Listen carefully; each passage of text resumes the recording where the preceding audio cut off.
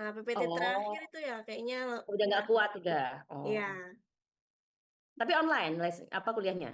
iya, Kalau lagi bad mood soalnya dari awal tuh udah marah-marah, orang-orang suruh ngumpul semua, tiba-tiba di yang di play rekaman.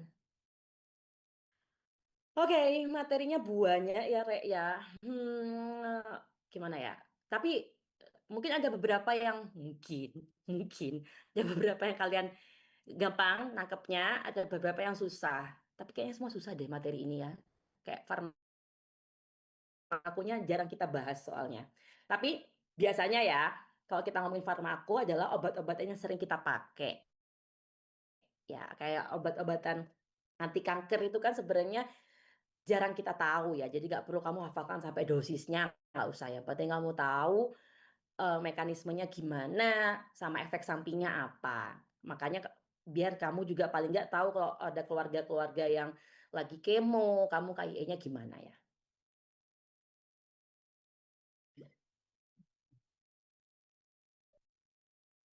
Kenapa aku bilang itu? Karena nenekku kemo, pernah kemo, tapi udah dulu ya sebelum aku masuk FK. Sekarang adik iparku yang kemo.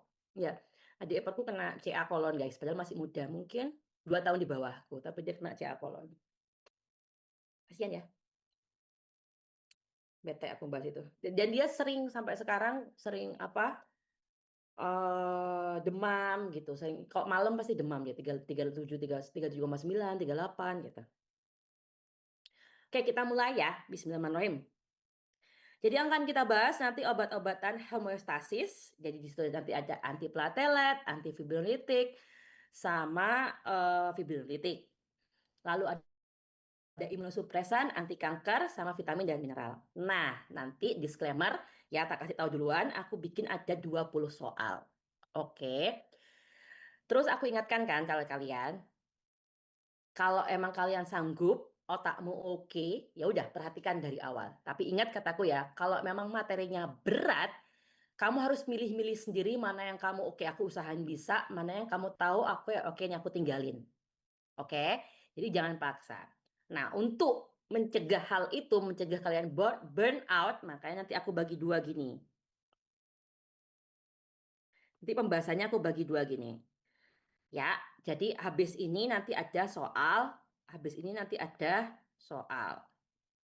Kenapa? Karena biasanya ya soal yang materi-materi yang wajib harus kita tahu sebagai dokter umum adalah yang ini. Makanya soalnya pasti banyak di sini nanti. Soal obat anti apelatelat, fibrinolytik, antifibrinolytik itu harus kita tahu. Jelas harus kita tahu kalau yang itu ya. Kalau imunosupresan, anti kanker, ya itu kan bukan urusan kita sebenarnya ya. Vitamin dan mineral bisa kamu nalar tadi. Kamu tak kasih tahu kenapa aku bilang bisa kamu nalar. Oke, kita mulai ya. Pertama dari hemostasisnya. Hemostasis, kalau kita lebih detail hemostasis di blok ini adalah fungsinya untuk saat terjadinya perdarahan ya. Di mana homeostasis itu dibagi jadi homeostasis primer sama yang sekunder.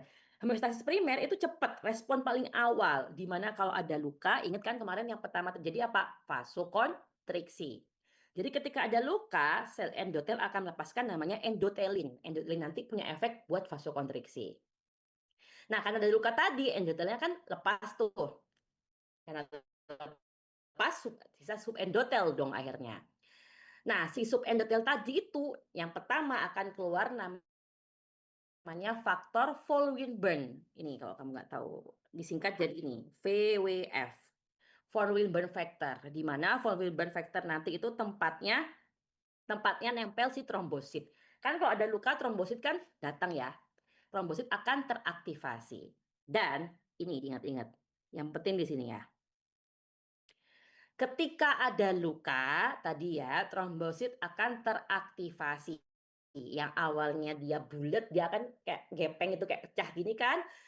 Nah, setelah teraktivasi, dia akan melepaskan banyak zat. Nah, ini yang harus kamu ingat zat-zatnya. Ada ADP, zatnya, ATP, serotonin, nggak penting. Yang penting ADP dulu. TXA itu apa? Tromboksan, terus kamu ingat. Sama kalsium. Jadi ADP sama tromboksan lah, paling nggak kamu ingat. Buat apa sih ADP sama tromboksan itu tadi? ADP sama tromboksan tadi fungsinya buat manggil, kayak sinyal buat trombosit yang lain buat datang. Nah, trombosit yang lain akhirnya datang, akhirnya numpul, ngikat-ngikat diri sendiri, kan awalnya nempel satu tuh, nempel, membentuklah gumpalan tadi.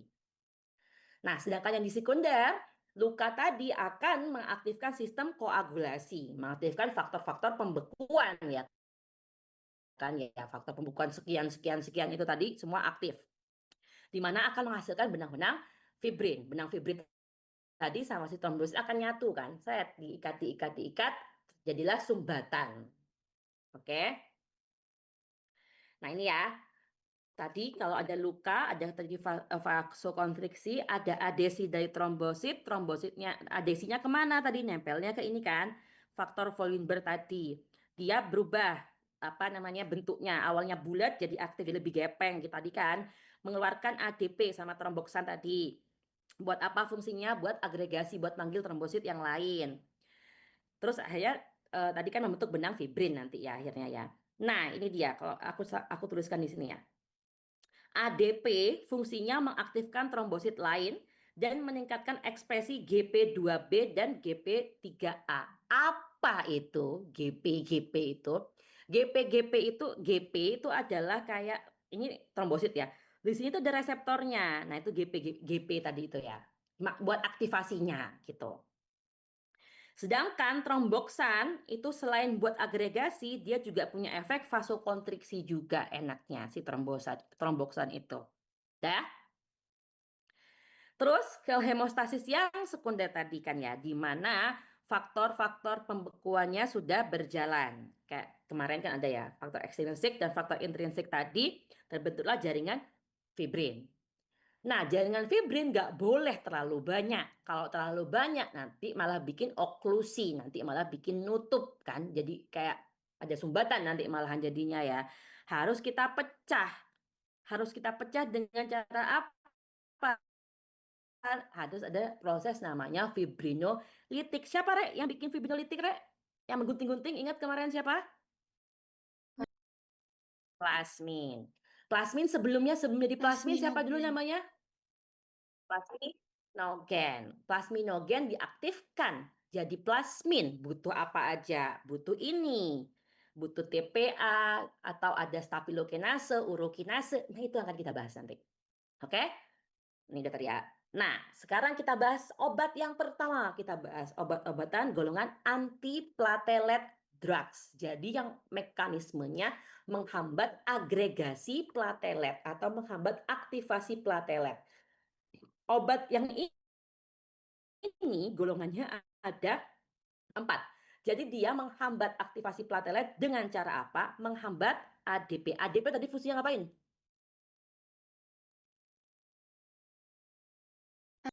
Mengaktifkan trombosit kan, buat manggil tadi ya, buat manggil teman-temannya tadi kan ya. Akhirnya karena dia ngeblok ADP, ya sudah nggak ada platelet yang terpanggil gitu kan. COX inhibitor. COX inhibitor sebenarnya obat apa, Rek? SID. NSAID. Kenapa dia nanti menghambat trombosan tadi efeknya apa?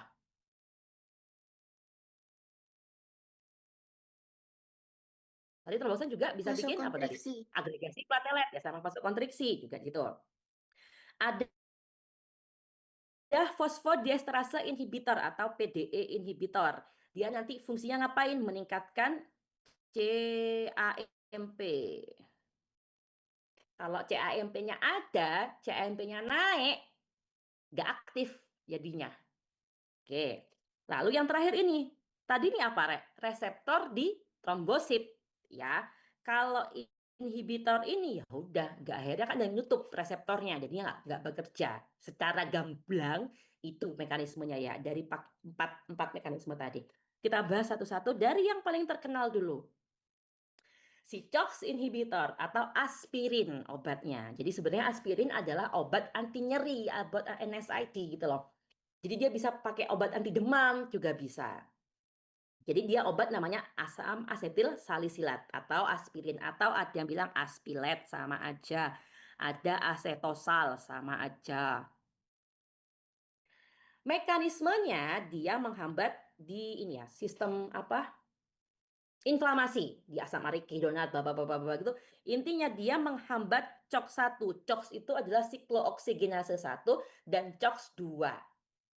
Karena dia menghambat COX-1 dan COX-2 sehingga dia menurunkan formasi prostaglandin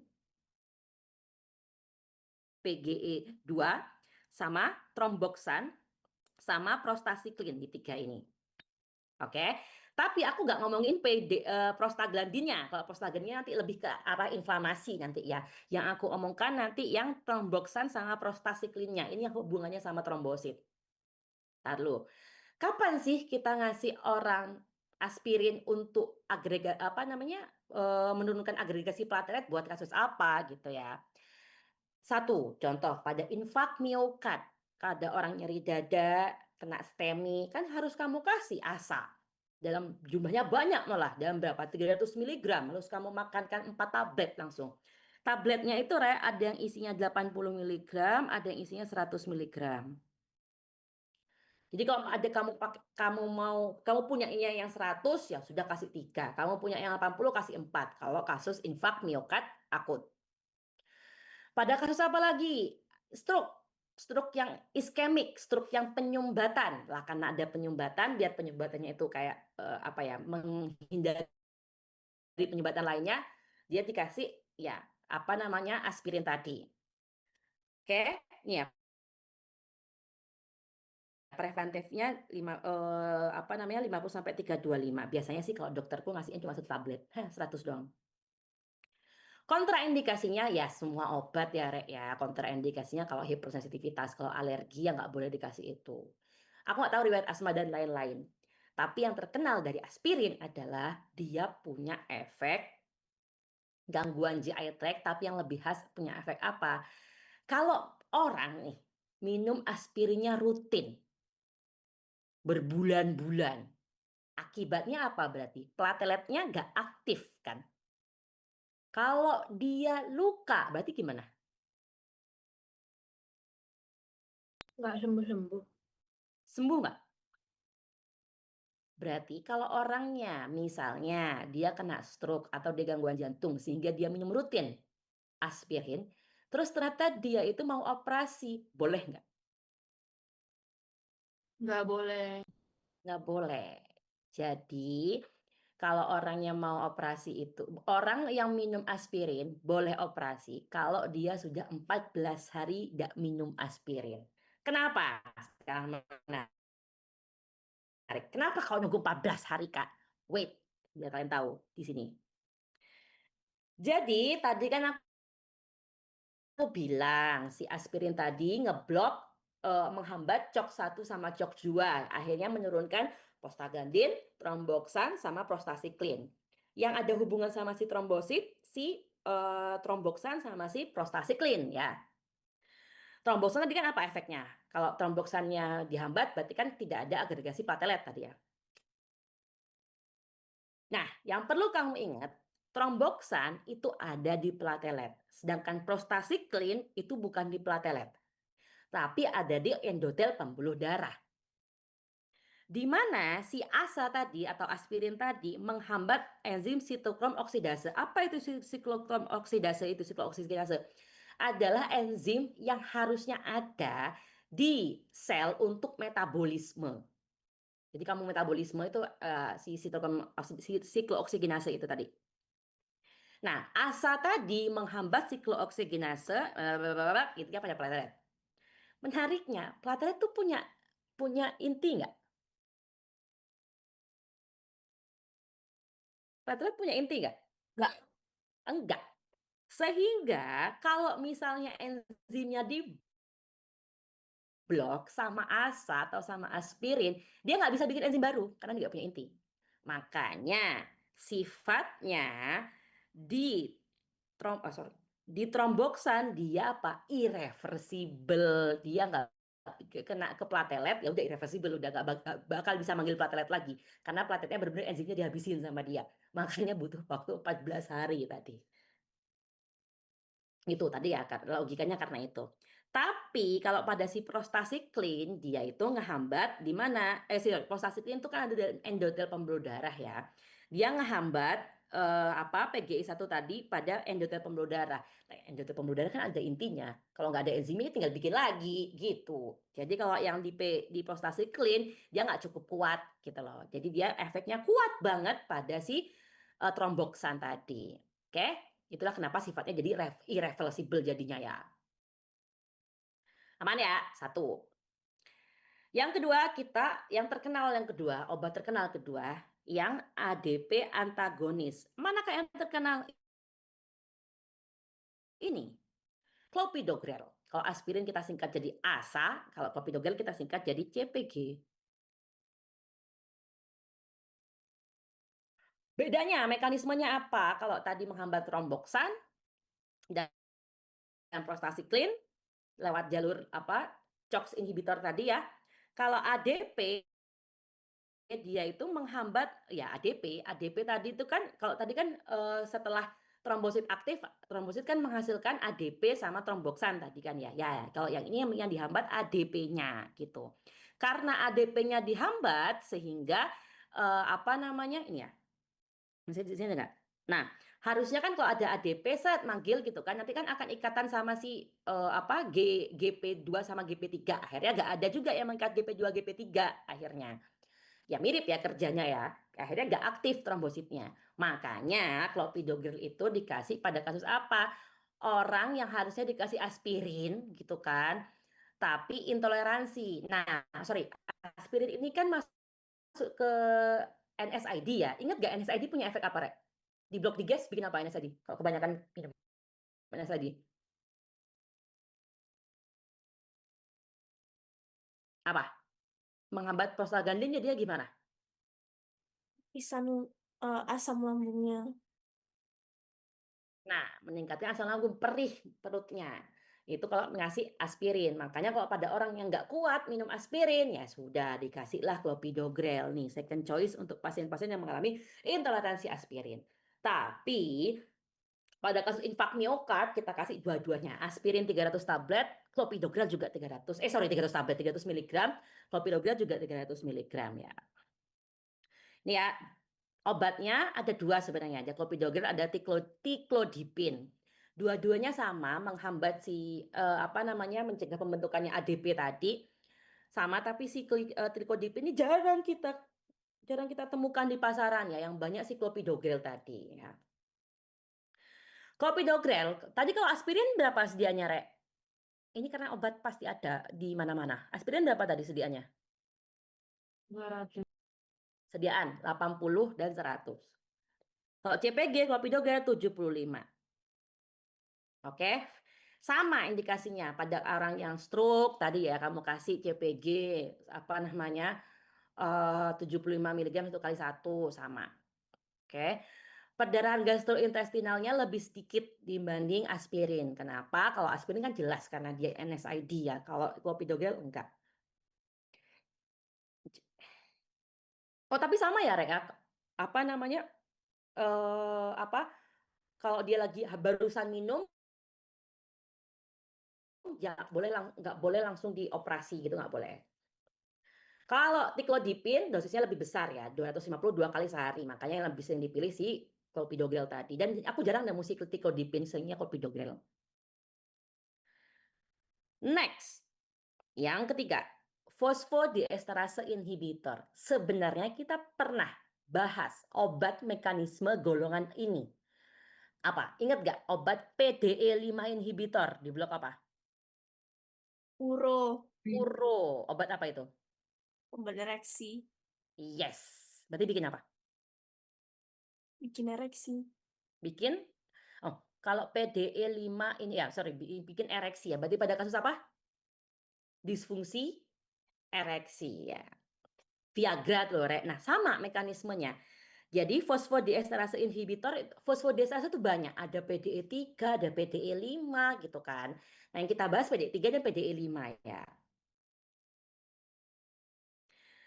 Nah, ini ada yang kita bahas ada PDE5 sama PDE3 tadi ya. Nah, dia fungsinya apa? Berkaitan dengan metabolisme dari adenosin ya. Terus ingat jangan lupa sama kan kayak di obat buat ereksi, berarti bikin apa? Ada efek bikin vasodilator. Obatnya apa? Ada dipiridamol, ada silostazol. Yang sering ada di pasaran yang mana? Yang silostazol yang sering ada di pasaran. Oke, dengan cara apa? Dia mekanismenya gini. Bentar, ada nggak ya di sini? Oh, ada nih. Harusnya ini kan mekanismenya itu kayak gini, aktif si apa trombosit bisa aktif kalau tingginya kadar sorry sorry sorry CAMP itu kalau ada CAMP tinggi, CAMP ada itu nggak bakal aktif gitu. CAMP-nya harus diubah jadi AMP dulu. Nah, kalau udah ada AMP baru platelet akan aktif.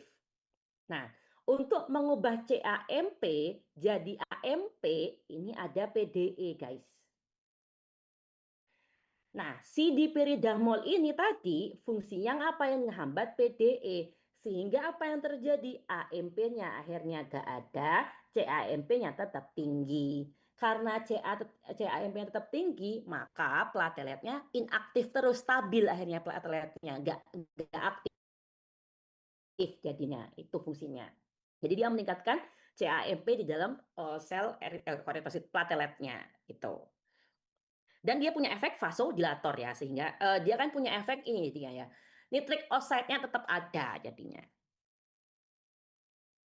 Nah, ini ya, biasanya kasus untuk adjuvan terapi untuk profilaksis tromboemboli. Contoh pada kasus apa yang tromboemboli itu? Oh, emboli paru gitu. Kasihlah diperidamol atau silostazol. Nih ya, silostazol kalau tadi kita pakai diperidamol pakai PDE 5, kalau silostazol pakai PDE 3. Sama efeknya dan dia juga punya efek vasodilator. Nih udah sama kok indikasinya. Yang terakhir, yang GP2 atau GP3 inhibitor. Ini masih mahal obat ini ya, dan jarang dipakai kalau obat yang ini. Lu kok nggak ada gambarnya? Di kalian ada gambarnya nggak? Nggak ada. Ada. Sini Ada. harusnya ada. Ada. Di sini juga nggak ada gambar. Ada Ya, garis dia merah. garis merah ya, aku yang mau kita gambar sendiri ta. Harusnya sih ada gambar harusnya ya. Jadi si apa ini apa ya kayak GP2 atau GP3 inhibitor tuh mekanisme yang paling ujung gitu loh Rek. Karena apa? Ini kan sebenarnya reseptor di kalau udah reseptor yang bikin aktif gitulah ya, yang bikin aktif gitu kan. Sehingga dia nyutup reseptornya. Jadi fungsinya tuh nyutup reseptornya. Obatnya apa? Ada nih absiximab, absiximab, tiroftroban, epi, yang terkenal tuh apa ya? Epilaban apa ya? Lupa aku. Tuh. Nah, biasanya dikasihnya pada orang-orang sama sih. Biasanya pada kasus-kasus orang yang apa namanya ada trombus gitu, dikasihnya pakai yang ini. Tapi biasanya kalau selama ada silostazol dikasih silostazol biasanya. Oh, ada. Sorry, ada ternyata. Oke. Nah, ini ya mekanismenya. Kalau tadi yang asa menghambat tromboksan tadi kan ya. Selain tromboksan dia menghambat apa juga, Rek? Tromboksan sama apa satunya? Prostasiklin. Prostasiklin di sini. Terus kalau si siapa namanya dipiridamol tadi itu yang menghambat ini apa meningkatkan CAMP. Kalau clopidogrel mainnya di ADP sini. Kalau yang menghambat si GP ini ya si apa namanya tirofiban yang ada ban-bannya itu. Oke. Dah, ini singkatannya di sini. Next kita ke antikoagulan. Di mana kita mau ngomongin berarti hemostasis yang sekunder. Kan muncul tuh faktor-faktor pembekuan. Ada faktor intrinsik, ada faktor ekstrinsik gitu kan. Faktor apa intrinsik berarti di dalam pembuluh darah ya. Kalau faktor ekstrinsik berarti dari apa organ-organ lain di subkutan, di kulit gitu. Kalau yang ekstrinsik. Nah, jadi bedanya kalau tadi agregasi platelet fungsinya kita mainnya di platelet kan ya. Kalau di berarti kita mainnya di hemostasis yang primer. Sedangkan antikoagulan berarti fungsinya apa kalau antikoagulan? Bikin apa? Bikin darah apa? Lupa.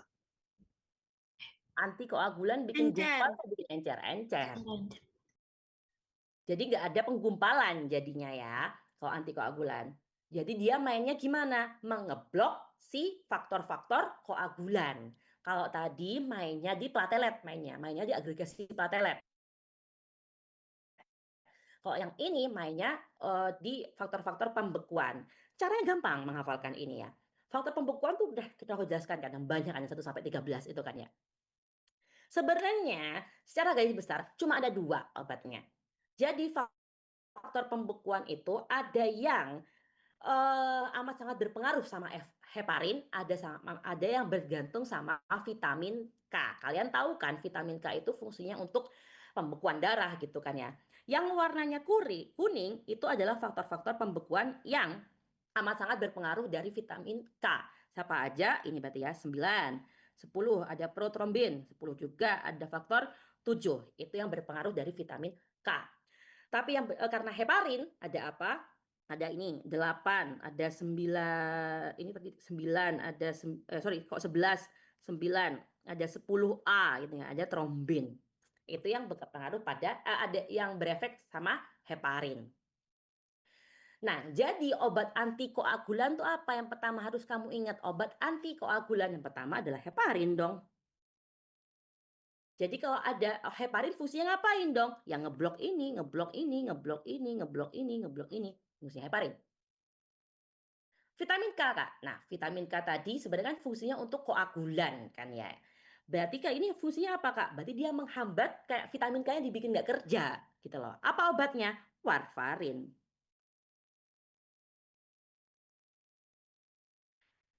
Heparin itu sebenarnya diproduksi sama tubuh kita. Tubuh kita juga memproduksi heparin sebenarnya ya. Namanya juga hepar, berarti diproduksi sama apa? Sama hepar sebenarnya.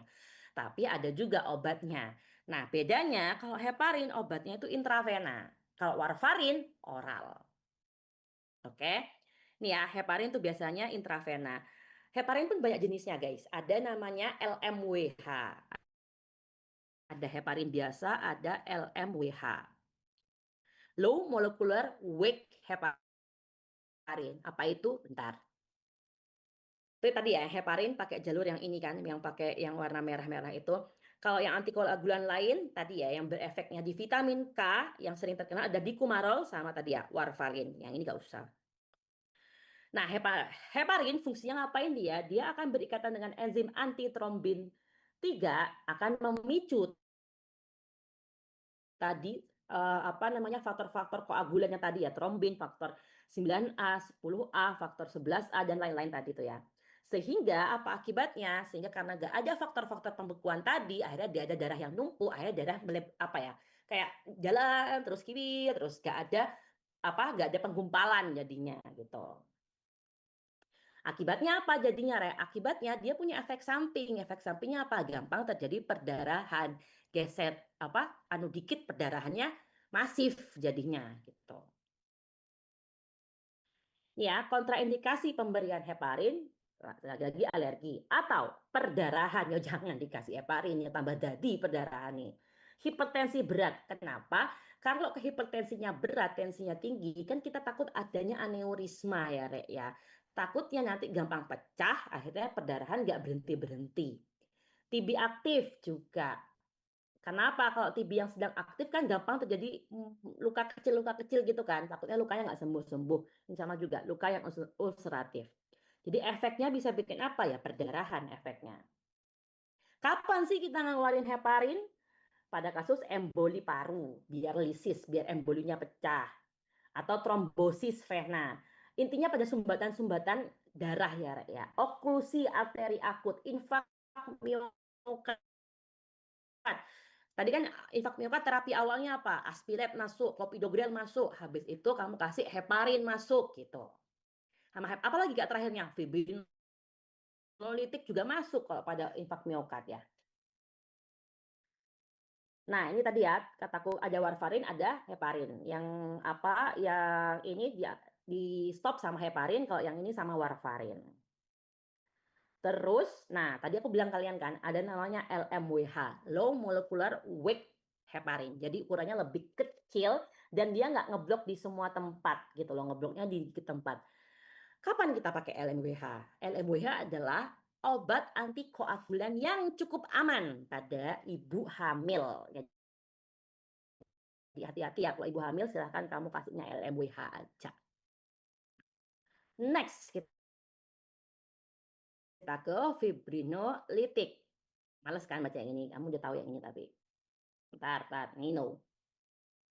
Kan aku bilang tadi ya, fibrin itu setelah dibentuk harus terjadi pemecahan benang-benang fibrin, biar nggak terjadi oklusi gitu kan. Awalnya ada plasminogen, harus diaktifkan jadi plasmin. Plasmin tadi yang menggunting-gunting nanti jadi soluble fibrinopeptide, contohnya D-dimer kan kemarin ya. Di mana plasminogen biar aktif jadi plasmin, ada apa aja yang mengakibatkan? Ada faktor kallikrein. Tapi yang kita bahas untuk farmako ini ya, yang perlu kamu bahas ini. TPA. Ada urokinase.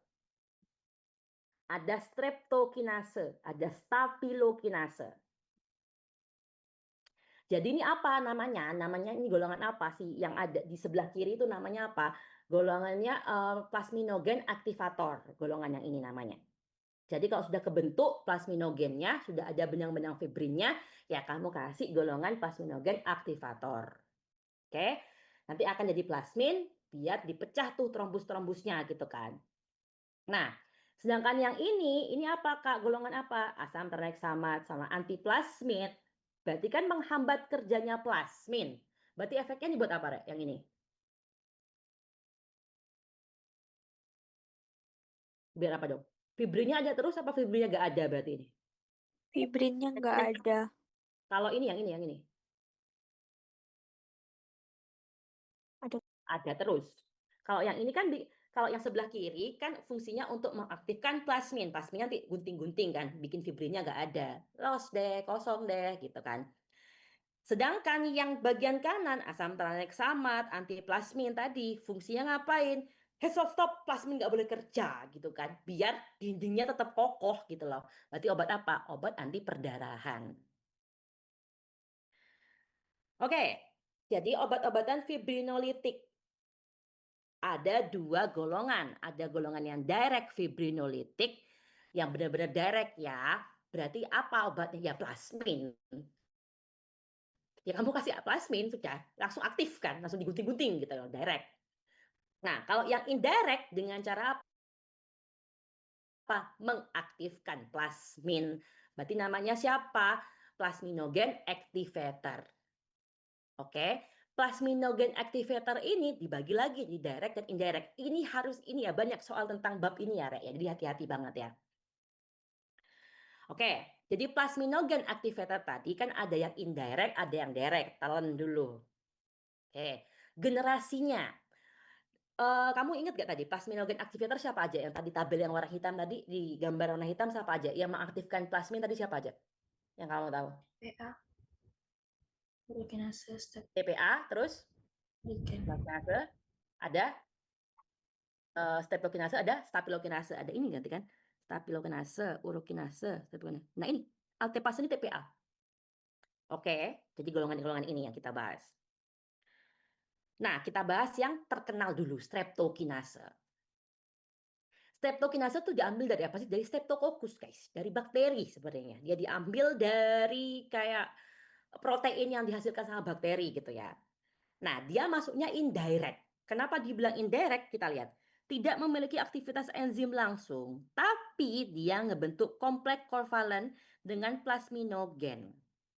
Jadi kayak bikin plasminogennya lebih aktif gitu lah ya. Nggak langsung tapi ya. Sehingga bisa bikin plasminogennya jadi aktif. Tuh, itu streptokinase.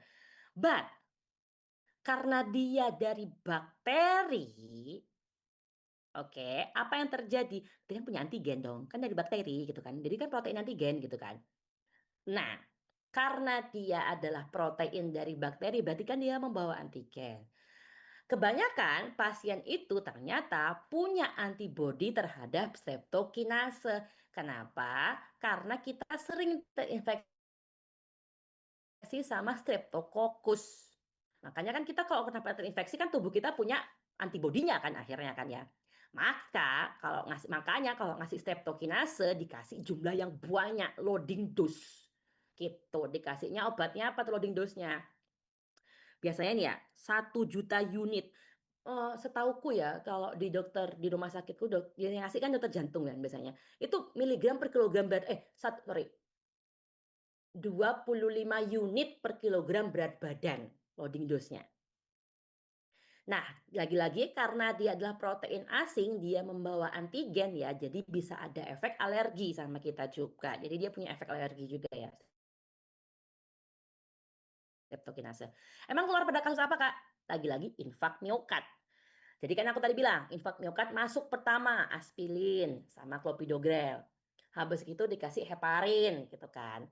Nah, terus buat menjebol gitu kan. Orangnya nggak mau pasang ring, Kak. Nggak mau pasang ring, nggak mau operasi. Ya sudah, dikasihlah kalau antifibrinolytik. Dikasihlah obat fibrinolitik, dikasihlah ini streptokinase biasanya. Dan mahal 2 juta kayaknya. Satu vial itu 2 juta. Kalau urokinase, kalau tadi streptokinase diambil dari proteinnya si bakteri, kalau urokinase lihat deh, namanya juga berarti dari urinnya manusia ya. Kalau dia secara direct langsung mengaktifasi plasminogen jadi plasmin. Ya, dia berikatan dengan reseptor urokinase yang akhirnya mengaktifasi plasminogen karena di reseptornya itu ada kalau kamu balik ke ini tadi mana tadi ya? Di sini ada ya. Nah, di sini tuh emang ada reseptornya, makanya dia di bawah sini. Ada reseptornya urokinase. Kalau yang ini enggak. Ini kan dari tempat lain ya sebenarnya ya. Jadi makanya dia langsung. Nah, terus ini apa Kak? Bekerja tidak spesifik terhadap fibrin. Nanti kita bahas sesuatu ya. Oke. Kalau TPA, alteplase obatnya ya, mengaktifkan plasminogen tadi ya. Dia nggak antigenik, dia bukan dari benda lain gitu ya, makanya lebih aman ya, kerjanya cepat dan lebih poten dia ya, tapi efeknya mahal, obatnya masih mahal ya. Alteplase ada di rumah sakitku, tapi biasanya bukan dikasih buat infak miokard, buat apa stroke biasanya. Ini udah nggak usah. Nah kita lihat. Jadi obatnya kan tadi macam-macam ya, Rek, ya, si fibrinolitik ini. Yang first generation, ada second generation, dan third generation. Yang efeknya itu indirect tadi kan, berarti yang bagian atas tadi Rek, yang indirect. Berarti siapa? Ada streptokinase, ada staphylokinase, di mana dua-duanya diambil dari bakteri. Sisanya semua berarti yang direct. Karena apa? Karena plasminogen punya reseptornya langsung. Udah. Terus, mana tadi? Nah, sumbernya tadi udah ya, yang kalau strepto dari bakteri tadi ya, urokinase dari urin, staphylokinase dari Staphylococcus aureus. Ini aku desmultiplase ini menarik dari saliva vampir bat, diambil dari salivanya kelelawar. Kategori kehamilannya yang masih aman urokinase ya, yang lainnya masih C. Nah, ini perbandingannya kita lihat di sini. Antigennya, antigenicity. Karena dia itu tadi dari dia bakteri, berarti dia bawa antigen kan, tuh staphylokinase. Sama desmo juga kan tadi dari itunya si salivanya si kelelawar ya. Maka dia punya antigen. Jadi bisa jadi ada alergi di tubuh kita. Tuh yang pertama. Yang kedua, ini apa Kak? Fibrin selectivity sama fibrin affinity. Gini, kalau fibrin selectivity itu benar-benar dia hanya menyerang. Kalau selectivity kayak apa ya? Selektif. Jadi dia hanya menyerang fibrin yang numpuk, baru dia serang.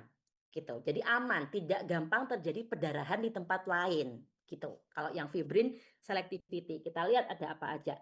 Yang pinter hanya menyerang di tempat yang ada fibrin yang numpuk, ada apa tuh? Ada alteplase masih oke lah ya.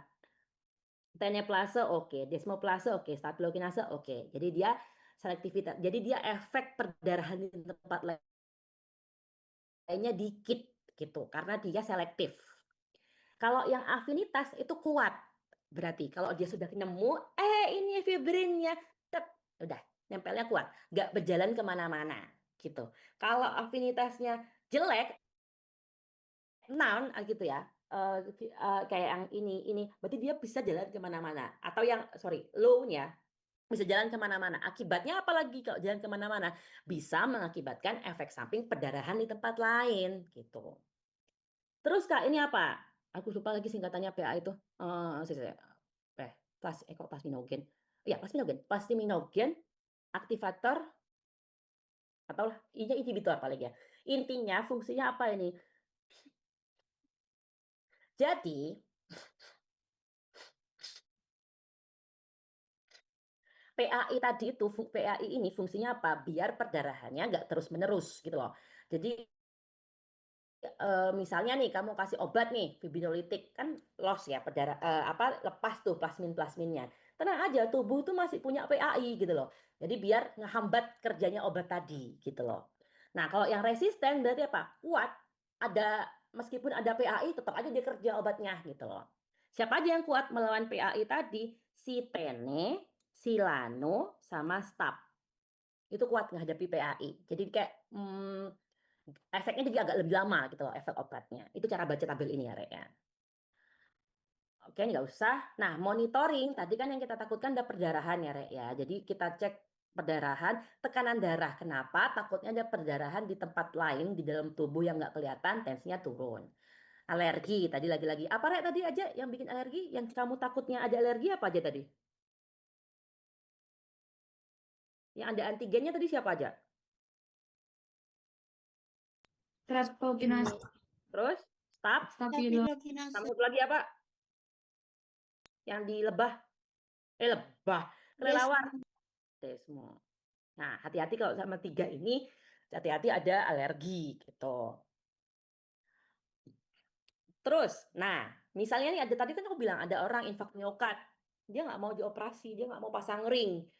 Oke, dokternya bilang segera litik kan harus cepet, Rek. Door to needle tuh harus 30 menit, harus segera ya kita lakukan fibrinolitik di IGD harusnya. Tapi ada namanya checklist kontraindikasi. Jadi kita harus pastikan dia nggak ada kontra. Ada checklistnya. Even aku di IGD pun ada checklistnya. Orangnya, mau fibrinolitik gitu kan. Ada checklistnya. Pernah ini nggak? Pernah ini nggak? Pernah ini nggak gitu. Ada kayak anamnesisnya gitu loh. Ini aja. Ada kontraindikasi absolut, ada kontraindikasi relatif. Absolut benar-benar nggak boleh.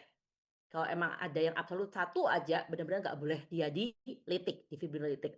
Tapi kalau yang relatif, ya as long as kayak ya mau gimana lagi ya, ini kan manfaatnya lebih banyak gitu, ya udah gitu.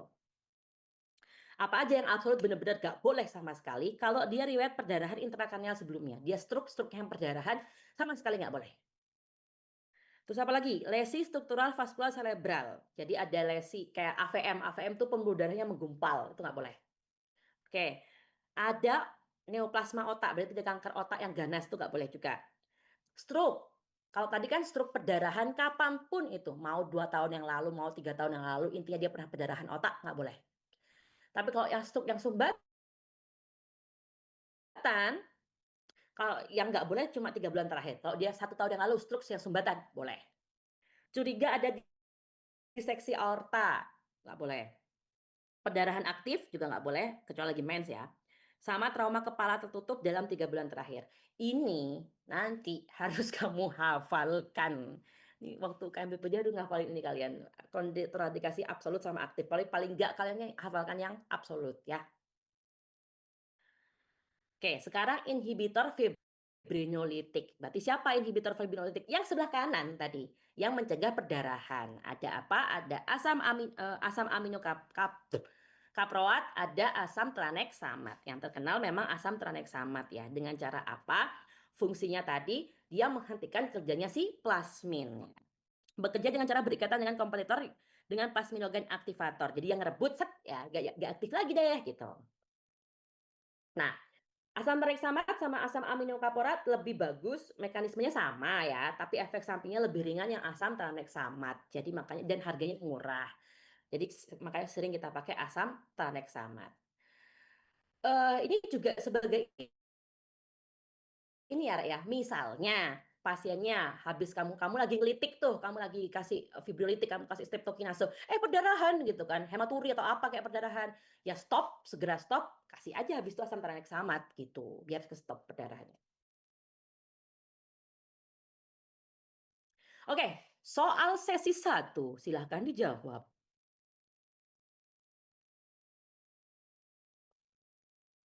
Plasminogen aktivator. Oke, pintar.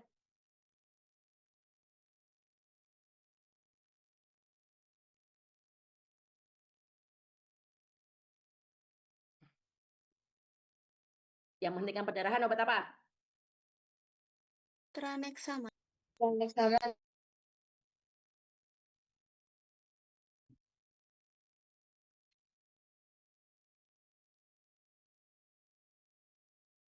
Siapa yang punya efek vasodilator tadi? Yang efek Viridamol. ya, karena dia apa? Menghambat apa, Cak? PDI.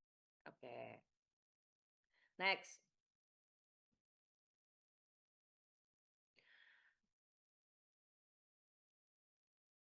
Nggak boleh pada kasus apa?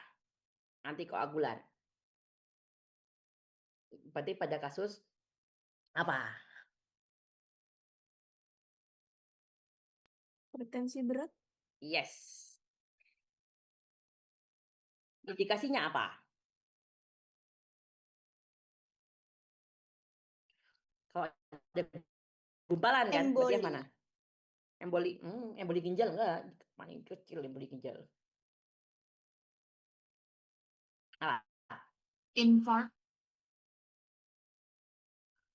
Kalau infak bukan apa antikoagulan awalnya loh. Dikasihnya antiplatelet. Apa dong? Oklusi arteri akut, kalau kronis nggak usah. Emboli paru ya harusnya. Ini asetosal, aspirin, asa sama aja.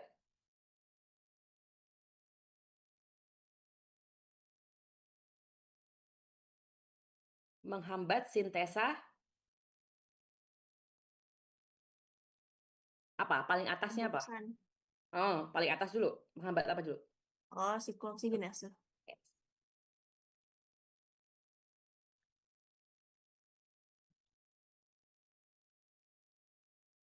Clopidogrel dosisnya berapa? 75. Oke. Dengan cara apa?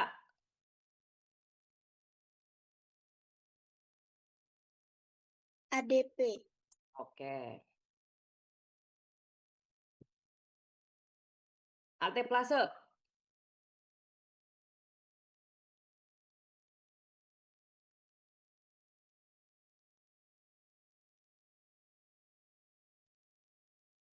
Alteplase obat apa, Rek? Fibrinolitik. Fibrinolitik. Oke. Dia dari bakteri bukan? Bukan. Bukan, berarti A salah. Terus mana lagi yang benar? Tuh. Berarti yang benar yang mana dong? Fibrin spesifik. Iya, kalau alteplase itu yang kataku gak apa efek perdarahannya dikit tuh loh, karena dia hanya nyerang fibrin spesifik. Lagi, yang boleh diberikan pada D. orang hamil? Oke, LMWH. Mekanisme kerja antiplatelet.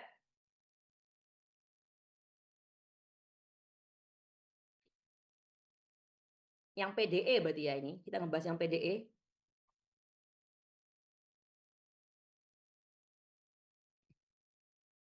PDE inhibitor bikin apa?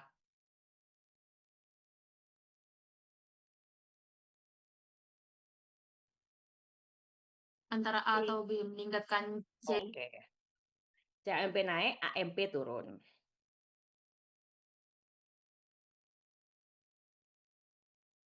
Oke, kita lihat berikutnya. Yang paling tadi, yang paling resisten tadi loh, kataku yang paling kuat, bodo amat ada itu, aku tetap kuat kok. Apa aja tadi? Stabilo. Stap, tapi nggak ada stabilo. Apalagi? Desmo. Enggak, bukan ini semua. Ada 3. Stap, Lano, sama Teno. Tene. Dah, kita ke imunosupresan. Kak, tadi jawabannya apa, Kak? D.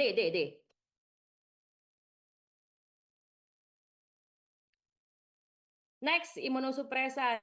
Imunosupresan itu kan menurunkan sistem imun ya, digunakan untuk pencegahan transplantasi organ. Jadi biar kan kalau apa ya, benda asing masuk ke tubuh kita kan ada penolakan ya. Kita kasih imunosupresan biar nggak ditolak sama tubuh. Tapi ya akibatnya akhirnya orangnya gampang infeksi, biasa gitu nanti ya. Pencegahan apa namanya? Itu loh yang perbedaan resus gitu ya. Sorry. Sama pengobatan untuk penyakit autoimun. Obatnya ada apa aja? Nah, ini kan sistem imun kayak gini ya, dari innate ke seluler kayak gini kan ya. Nah, di mana obatnya itu ada bagian macam-macam, Rek. Kalau yang menghambat ini, yang ngasih antibodi, yang A ini kan berarti ya. Contohnya pada perbedaan resus, akhirnya kamu ngasih antibodi pada ibunya gitu ya. Terus ada yang mainnya di sini, kortikosteroid, dia menghambat inflamasi, reaksi inflamasi ya, sehingga nggak jadi ke sistem imun yang adaptif gitu. Terus yang mainnya di sini di sel B nanti ada ATG, ada OKT3 gitu. Terus ada yang main di sini di sel T, ada siklosporin sama tacrolimus. Ini yang aku bintangi ya, Rek. Ini yang sering keluar. Sama ini nanti juga aku bintangi. Ini obat-obatan sitostatik. Ini yang kita kenal dengan obat-obatan anti kanker. Oke. Nah, yang pertama yang menghambat tadi ya, ngasih antibodi spesifik resus di permukaan eritosit, dikasihnya pada ibu-ibu yang apa? Perbedaan resus kan. Dia nikah sama orang yang resus positif, ya sudah dikasih aja apa namanya? Antibodinya biar aman gitu. Oke, kalau kortikosteroid udah tahu kan ya, kortikosteroid kan dia dengan cara menghambat dari atas, dari awal, dari asam arachidonat di stop gitu kan ya. Tapi efeknya dia bisa menurunkan secara cepat jumlah limfosit. Jadi semua limfositnya akhirnya semua limfosit akhirnya turun gitu. Gak semua limfosit ya, semua leukosit juga turun gitu loh. Akibatnya apa nanti efek sampingnya karena apa leukositnya semuanya turun, akibatnya gampang terjadi infeksi. Gampang terserang penyakit jadinya. Karena dia bentuknya steroid juga, dia juga bisa bikin osteoporosis dan hipertensi. Nanti blok depan kamu tahu, istilahnya namanya casing. Pada kasus apa sih kita ngasih steroid? Pada kasus transplantasi lagi-lagi ya, penyakit autoimun, kayak SLE kemarin kan steroid obatnya ya, sama alergi. Kalau yang anti CD3 atau OKT3 mencegah pengenalan antigen ya fungsinya ya, antigen sama antibody ya fungsinya ya. Jarang sih ada obat golongan ini. Contoh, aku lupa lagi nama obatnya. Ada obatnya. Timoglobulin ya, timoglobulin. Nah, di mana dia itu ya namanya kan timo ya, sel T berarti kan ya. Buat transplantasi ginjal, transplantasi hepar sama transplantasi jantung, makanya jarang kita dengar ya obatnya. Nah, ini yang sering aku bintang ini. Si tacrolimus sama siklosporin, di mana dia pengaktifan dari sel T ya.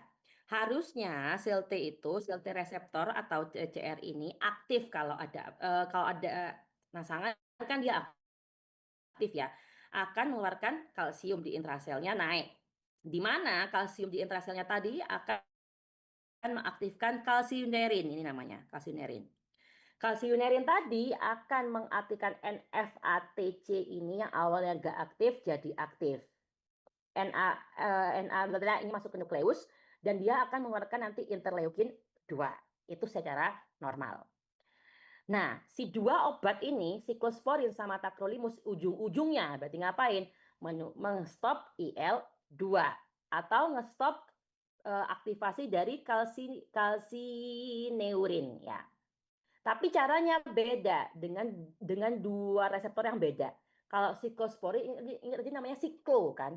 Berarti dia menghambat dengan cara pakai ini, ngeblok siklofilin. Sedangkan tacrolimus pakai lewat jalur FKBP. BP-nya tuh protein nggak salah, FK-nya aku lupa apa. Faktor protein pokoknya belakangnya tuh. Oke? Jangan kebalik. Ya.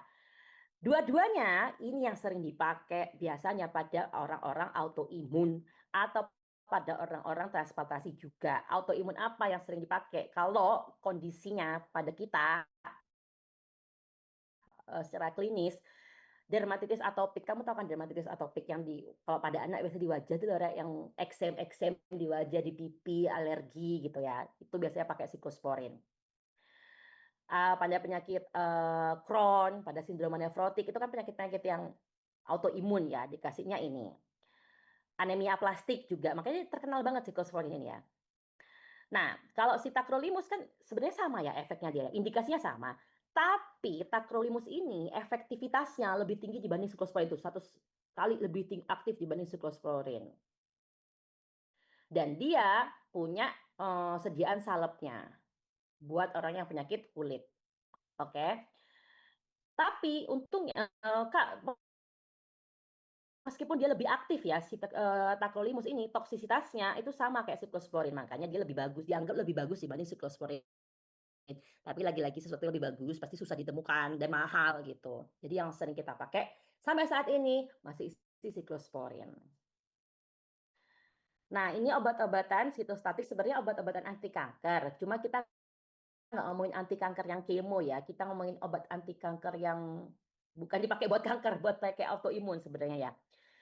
Kalau kamu pernah dengar, ini obat-obatan SLE sebenarnya yang sering kita pakai ini, azathioprine, emofetil, cyclophosphamide, sama methotrexate. MTX itu methotrexate. Nah, kalau kita ngomongin sitostatik kan menghambat pembentukan sel, ya, menghambat pembelahan dari sel. Berarti kita ngapain sih? Sel itu membelah kan karena DNA-nya kebagi dua gitu kan ya. Sedangkan DNA itu kan terdiri dari purin, pirimidin gitu-gitu kan ya. Nah, si methotrexate itu menghambat ini ya, sintesis dari timidilat sama purinnya langsung. Kalau cyclophosphamide menghambat sintesis dan fungsi DNA-nya. Kalau emofetil menekan proliferasi limfosit dan pembentukan antibodi. Azathioprine mirip sama ini, dia menghambat sintesis purinnya kerjanya. Methotrexate ini yang terkenal ya, yang sering kita kasih pada kasus rheumatoid arthritis, SLE juga pernah kita kasih, psoriasis gitu. Cyclophosphamide juga dipakai buat SLE. Emofetil lihat nih, pada lupus nephritis juga, pada rheumatoid arthritis juga. Azathioprine juga lupus nephritis itu. Ini kebanyakan pada penyakit-penyakit autoimun ya, sering kita pakai ya. Nah, kalau obat anti kanker kita lebih detail, kita ngomongin obat kemoterapi ya. Kanker itu kan terjadi karena sel yang berubah karena PDW gitu kan, tambah banyak jumlahnya dan tambah berubah juga fungsinya, kayak berubah bentuknya juga. Ya, tumbuh dan berkembang lebih cepat, sifatnya invasif ke organ-organ sekitar, bisa menyebar, bisa metastasis, dan memiliki hereditas bawaan genetik ya. Terapinya pada kanker ada terapi lokal, bisa operasi, bisa radiasi, kita ngomongin yang sistemik ya. Ini pengobatannya bisa tunggal tuh bisa dipilih. Bisa kayak dibedah, contohnya tadi tuh si grade 1 tuh, timoma grade 1, ya udah dibedah aja gitu kan. Atau bisa radiasi aja, atau kemoterapi aja bisa, atau hormon terapi aja bisa. Tapi ada yang kombinasi juga tadi kan, habis dibedah di kemo, atau di kemo dulu baru dibedah, ada juga Rek, beda-beda ya. Nah, jadi kemoterapi itu jenisnya ada beda-beda. Kalau kemoterapi, kamu pernah dengar gitu ya, kemoterapinya kemoterapi apa? Adjuvan. Kalau adjuvan itu habis dioperasi, itu di kemo. Kalau neoadjuvan, berarti di kemo dulu, baru dioperasi. Nah, tapi kalau kemoterapi paliatif itu cuma apa ya? Cuma untuk meningkatkan kualitas hidupnya gitu loh. Dimana dia tuh kayak nggak bakal sembuh lagi sudah. Kita ngasih kemo tuh cuma buat ya mengurangi nyerinya aja gitu, tapi tidak menyembuhkan gitu loh. Tapi kita tahu kok bakal nanti jelek prognosisnya itu ya. Itu namanya kemoterapi paliatif ya. Ini nggak usah, aku jelaskan langsung di sini. Nah, ini pertama aku jelaskan dulu obat-obat yang familiar. Obat yang familiar ini obat anti kanker sih, tapi bukan yang kemo ya. Ini yang oles biasanya ya. 5-fluorouracil. 5-fluorouracil itu dia mencegah sintesis dari pirimidin. Contoh obat apa? Obat kutil. Obat kutil itu kan Kamu salep buat apa sih? Buat ngurangi sel-selnya biar nggak berkembang gitu kan. Itu. Terus metotrexat tadi kan ya, metotrexat menghambat sintesis purin, dia juga inhibit DMP sintesis di sini. Ini yang terkenal aku bunderin ya. Cisplatin, nah ini yang terkenal. Ini harus kamu ingat ini cisplatin. Obat-obatan kemoterapi biasanya di kita di Malang di Indonesia pakainya cisplatin ini. Dia efeknya apa? Menghambat crossing dari DNA-nya. Nah ini next to know aja obat-obatnya yang dipakai. Kalau kanker payudara pakai trastuzumab, ya nama-namanya aja ya. Terus obat-obatnya tuh nggak cuma satu, Rek. Dulu tuh tunggal gitu kan, satu obat. Sekarang tuh nggak, sekarang tuh pakai regimen. Regimen itu apa? Kombinasi obatnya apa sama apa sama apa, apa sama apa sama apa gitu. Ini ya, contohnya disingkat jadi CHOP buat lymphoma non-Hodgkin. Isinya apa aja gitu. Kayak contohnya ini. CHAP, CHAP tuh isinya cyclophosphamide, doxorubicin, adriamycin sama cisplatin gitu misalnya. Ini nggak tahu adriamycin ada beneran apa enggak, apa Andri yang nulis nggak tahu aku. Aku tanya cisplatin gitu ya. Biasanya pada kasus CA ovarium gitu. Biasanya dikasihnya intravena ya guys ya. Tergantung waktunya. Biasanya seminggu sekali. Habis itu berikutnya 2 minggu sekali. Berikutnya lagi 3 minggu sekali. Sekiranya lebih lama lebih jarang biasanya ya. Terus biasanya ya cukup MRS aja, MRS terus di habis obat infusnya pulang gitu. Ini nggak usah, yang penting tuh, ini ya, efek sampingnya yang penting kalau obat kanker itu. Di mana? Karena kalau kita ngasih obat kanker, kalau kita ngasihnya sistemik ya, Rek ya, kita ngasihnya intravena, yang kita harapkan emang benar kena ke sel kankernya. Sel kankernya jadinya kan rusak gitu kan ya, nggak berkembang sel kankernya.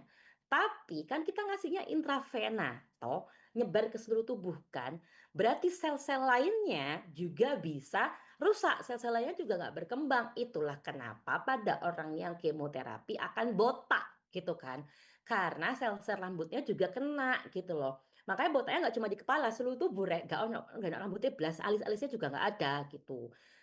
Ya karena semua sel ditembak gitu.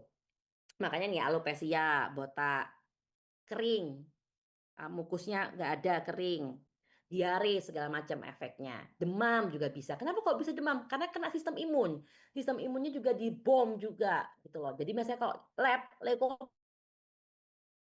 jadinya gitu.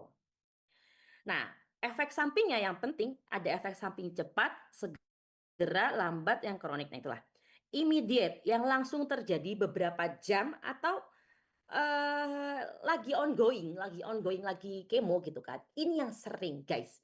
Apa obatnya? Yang sering terjadi ya, mual muntah. Jadi kemo itu ada kemo yang infus kan. Setelah kemo infus ada kemo oral juga. Semua bikin mual muntah. Oke, siapa yang paling sering ya? Obat yang sering dari tadi aku bahas apa? Cisplatin. Cisplatin itu hampir di semua regimen itu ada cisplatin. Dan sedangkan cisplatin adalah obat anti kanker yang nomor 1 bikin mual muntah. Makanya obatnya, kalau kamu buka obat-obatan anti muntah, belakangnya indikasinya pasti ditulis. Tulisannya untuk saat pengobatan untuk mual muntah saat kemoterapi. Pasti gitu. Apa? Ondan, metoclopramid. Pasti di situ belakangnya kamu balik aja kata-kata itu. Ondan tuh obat anti muntah yang harusnya dikasihnya cuma pada kasus mual muntahnya karena kemo. Karena mual muntah kemo tuh berat banget, guys. Gak kayak mual muntah biasa. Jadi ondan tuh paling tinggi. Obat anti mual muntah paling tinggi. Selain ondan bisa pakai chlorpromazine bisa. Oke. Ya, yang paling sering adalah mual muntah tadi ya. Ya, itu yang bikin kasihan orang kemo. Even kemonya kemo oral ya, Rek. Ya, itu juga bisa bikin mual muntah tetap.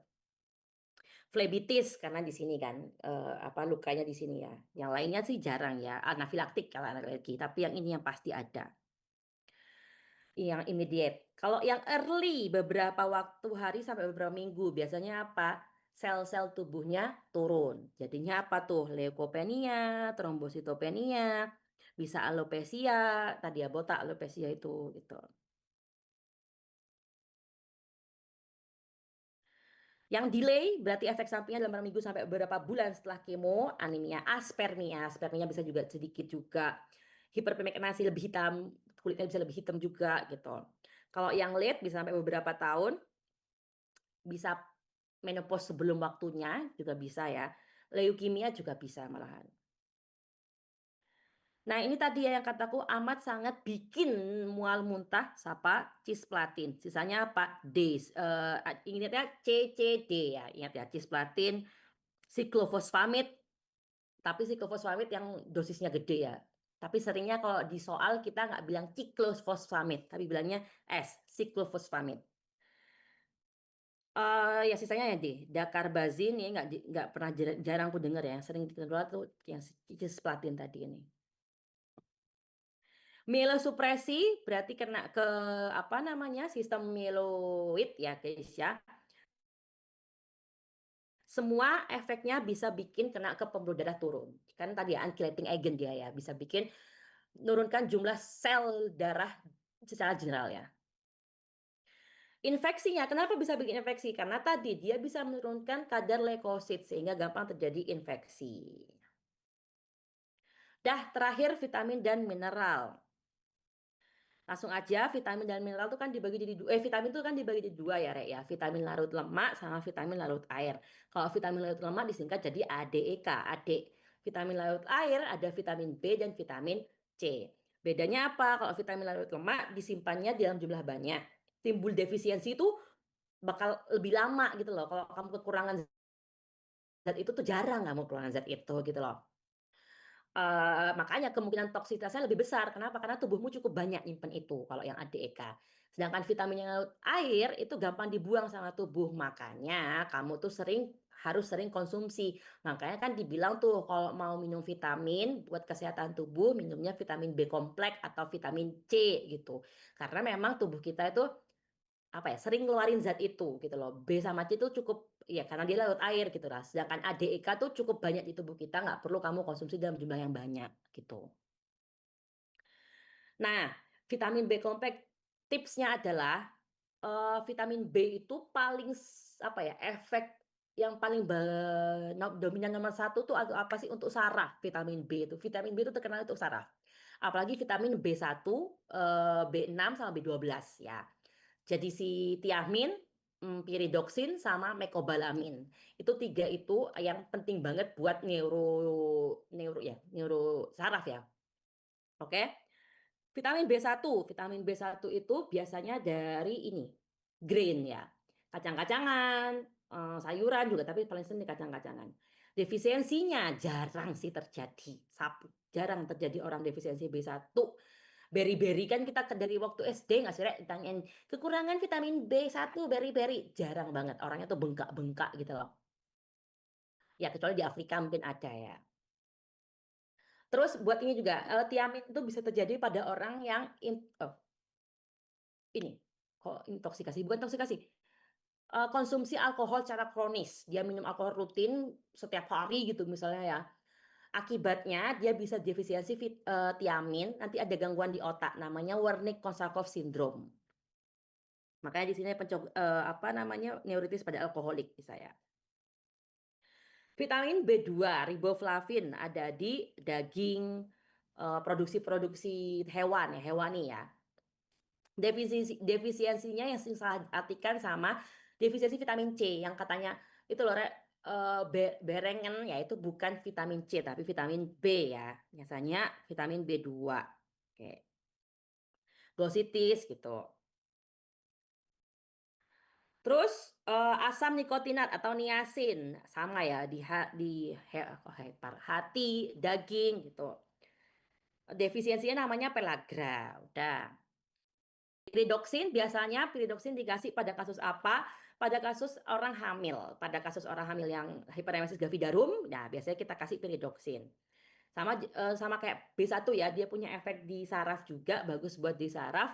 Nah, si piridoksin ini dia selain pada orang ini kita kasih sering pada orang hiperemesis gravidarum, juga kita kasih pada kasus orang TB yang sedang mengkonsumsi INH, obat-obatan TB itu.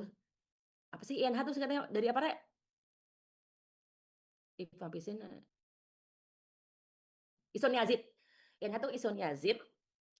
Dia bikin efek si isoniazid itu kan bikin neuritis perifer ya. Nah, kita kasih piridoksin buat pencegahannya. Kolin ini adalah prekursornya asetilkolin. Contohnya obat-obat, ada obatnya namanya sitikolin, nama obatnya. Itu juga bagusnya buat otak ya.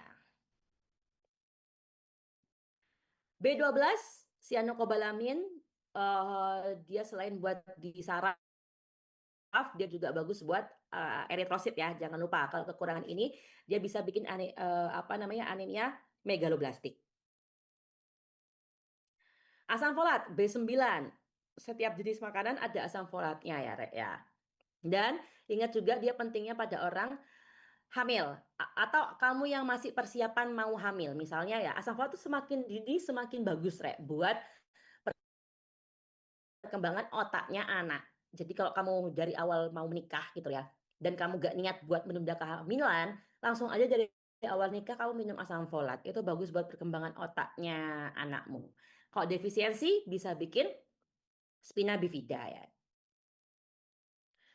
Next ke favorit semua orang, vitamin C. Vitamin C adanya di sayur dan buah-buahan. Nah, dia cukup banyak efek bagusnya ya. Antioksidan, dia juga bagus buat kulit karena dia bisa sintesis kolagen, sintesis proteoglikan. Makanya kan ada suntik vitamin C gitu-gitu ya.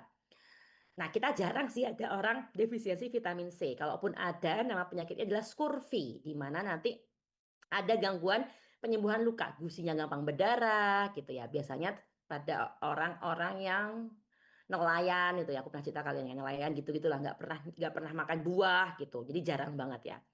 Terus vitamin C tadi aku bilang kan, karena dia larut air nggak boleh terlalu banyak, Rek. Nggak boleh lebih dari 1 gram per harinya ya. Karena kalau lebih dari 1 gram per harinya bisa ada gangguan ginjal nanti. Jadi kayak kamu contoh kamu minum UC 1000 itu kan 1 gram. Itu nggak boleh kamu minum langsung sehari. Jadi kamu minum separuh besoknya lagi gitu. Harusnya cuma 500 ya sehari dosis vitamin C tubuh kita. Vitamin A itu retinol. Ada di mentega, telur, hati, fungsinya untuk penglihatan ya guys ya. Terus vitamin D nanti di blok depan kamu mabok sama vitamin D. Vitamin D fungsinya untuk metabolisme kalsium. Dia diseimbangi sama hormon paratiroid nanti ya. Dimana kalau kekurangan vitamin D kalau pada anak namanya adalah rakitis. Kalau pada dewasa namanya osteopenia atau lebih berat lagi jadi osteoporosis. Oke. Jarang tapi ada orang defisiensi vitamin D. Vitamin D itu sebenarnya ada sudah di tubuh kita.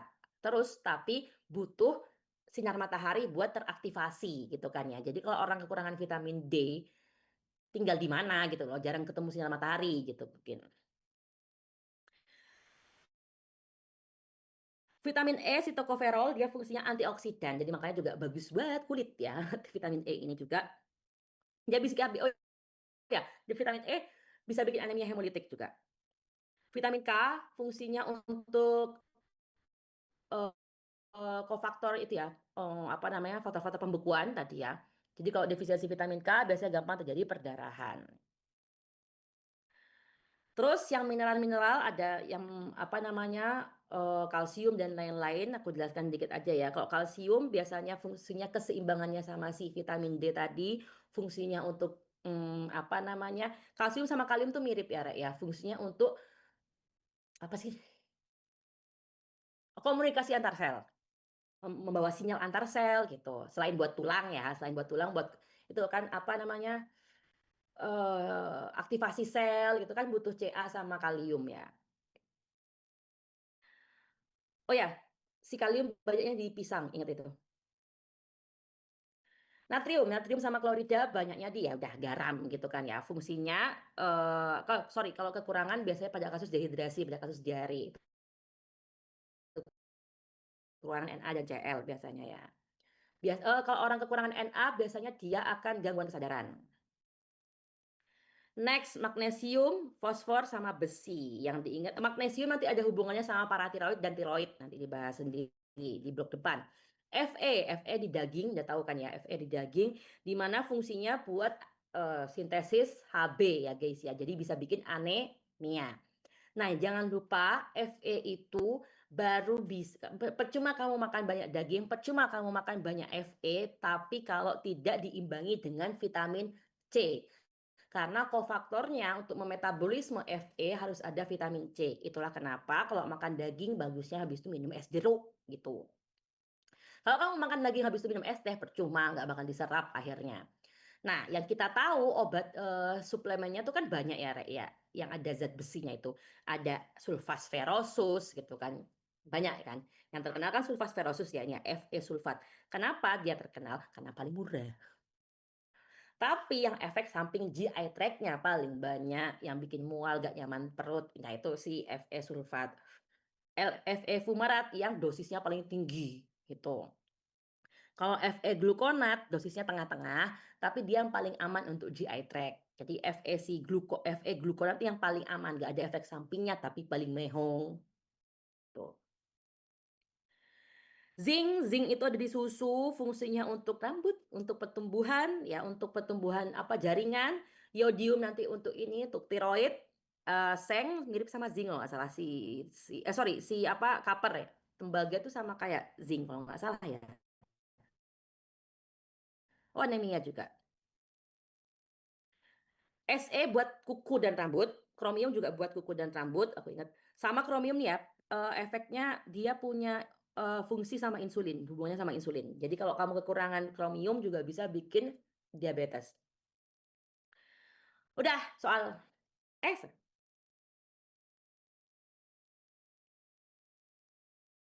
ya udah.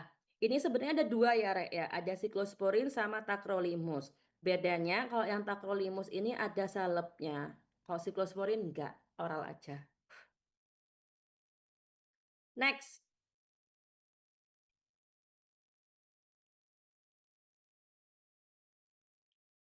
Terlewat Tadi dulu. dua. Oke. Ini yang emetogenik yang paling berat tadi apa? Cisplatin. Splatin. Obat antiemetiknya apa?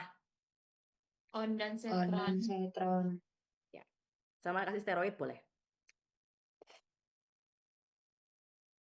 Ini bedanya tacrolimus sama siklosporin.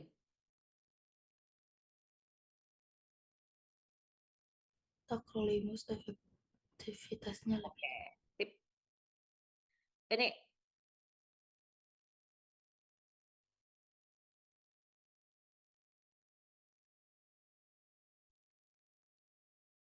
FKBP 12. tip. Kalau yang siklosporin, yang siklosporin ya. Ini megaloblastik sip. Vitamin yang neurotropik apa aja? B apa aja? Riboflavin, pyridoxine, cyanocobalamin. Mhm. Hah? B apa dulu? Apa tadi awalnya?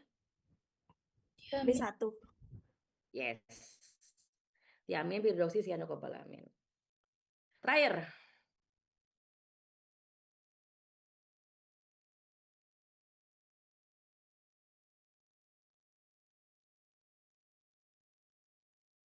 Efek samping paling banyak tadi yang apa? Paling murah tapi paling banyak efek sampingnya? Sulfat. Yes. Udah, ya Allah, 3 jam. 3 jam nggak sih? Iya, 3 jam. Tapi kenapa kalau Zoom lebih capek ya rasanya, lebih banyak ngoceh gitu? Besok ujiannya jam berapa? Jadi ujian besok, Rek? Bukannya ditunda ya harusnya? Jadi, Kan kalian baru kelar kuliahnya tadi. Katanya 24 jam. oh ya, aku tuh lupa. Kayak, sama PJM minggu 2, itu tuh pas dicek lagi di PPT introduksi tuh Hamin 12 jam. Hamin 12 jam. Ya kali, kalau kan mustahil ada orang ngajar di bawah Hamin 12 jam. Lah, ya nggak sih?